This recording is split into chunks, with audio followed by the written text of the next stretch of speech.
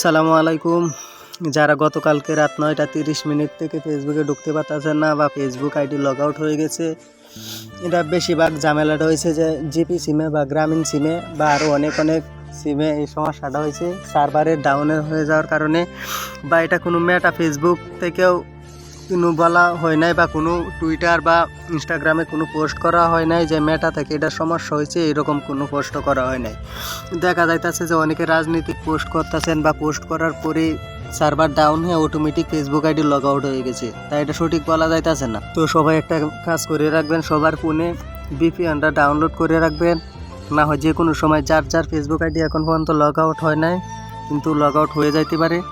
তাই সবাইকে বলছি, সবাই একটা ভিপিএন ডাউনলোড করে রাখবেন। ভিপিএন ডাউনলোড করার কারণে সার্ভার আর ডাউন হবে না, যে কোনো সিমের নেট দিয়ে আপনি ফেসবুক চালাইতে পারবেন। সবাই একটা ভিপিএন ডাউনলোড করে রাখেন। এটা এখনও বোঝা যাইতেছে না যে এটা কিসের ইঙ্গিত। ধন্যবাদ।